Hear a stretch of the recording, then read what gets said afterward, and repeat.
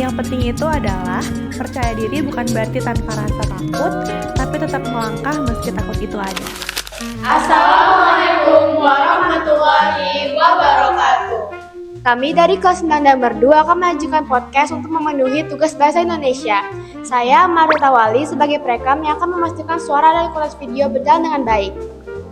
Saya Khalila Khairin Adewisya sebagai editor yang bertanggung jawab agar hasil podcast video tersebut terlihat lebih rapi.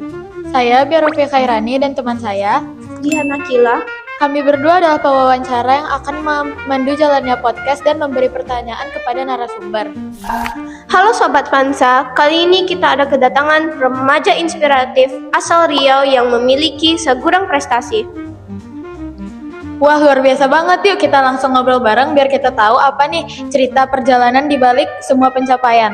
Halo Kak Sheryl, boleh dong kenalan dulu dan beritahu apa aja prestasi yang udah diraih selama ini? Oke, sebelumnya terima kasih banyak. Di sini aku akan perkenalan dulu. Kenalin, nama aku Sheryl Asyik Falmi. Dan untuk beberapa prestasi yang sudah aku raih, mulai dari yang terbaru, itu ada Duta 3 Fakultas Ekonomi dan Bisnis Universitas Riau 2025. Nah, untuk tahun lalu itu ada Putri Remaja Riau Favorit 2024 dan First Runner Up Putri Batik Remaja Indonesia Riau 2024. Dan untuk di tingkat nasionalnya itu alhamdulillahnya Putri Batik Remaja Indonesia Video Presentasi Favorit 2024. Keren banget, kita langsung mulai ke pertanyaan ya. Bisa ceritakan bagaimana awalnya kakak mulai tertarik ikut berbagai ajang seperti Putri Remaja dan Putri Batik? Oke, kalau untuk ketertarikan awal, pada awalnya itu tentunya di sosial media, salah satu ajang di dunia pageant yang sudah mengetahui itu ada Putri Indonesia yang udah nggak asing lagi di telinga orang-orang saat ini. Nah, seiringnya berjalan waktu di sosial media itu mulai bermunculan beberapa ajang-ajang pageant, baik di tingkat provinsi maupun daerah. Nah, disitulah salah satu yang muncul adalah Putri Remaja Riau. Disitulah aku mulai tertarik untuk mengikuti ajang tersebut. Disitulah aku mulai mencoba untuk memberanikan diri bahwa aku ini ternyata bisa punya kesempatan yang gede dan kepercayaan diri yang cukup untuk mengikuti ajang tersebut. Gitu. Waktu kakak pertama kali jadi first runner up, apa tantangan terbesar kakak yang kakak hadapi waktu proses kompetisi itu? Oke, kalau untuk tantangan gede itu tentunya bukan cuma satu, tapi di sini aku akan nyebutin dua hal. Hal pertama yang paling sulit gitu ya untuk dilalui itu adalah manajemen waktu. Karena kebetulan setelah diberi amanah tersebut, aku masih menempuh sekolah menengah atas atau SMA dan kebetulan di saat itu menempuh kelas 3 atau kelas akhir yang dimana di saat kelas itu tentunya aku harus mempersiapkan diri lebih matang dan memutuskan diri untuk ke tingkat pendidikan selanjutnya atau universitas.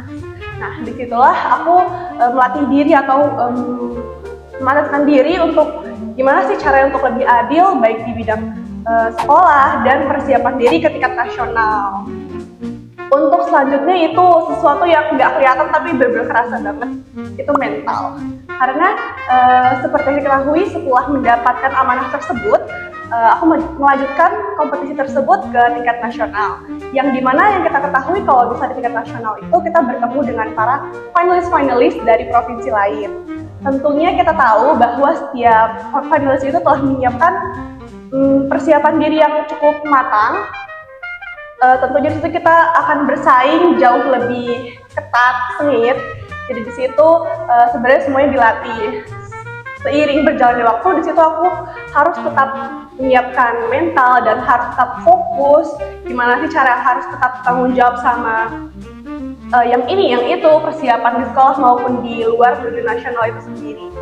Untuk semua prestasi yang udah kakak capai dan semua pengalamannya, kakak ada pesan nggak nih untuk adik-adik lainnya yang seperti termotivasi gitu untuk menjadi seperti kakak?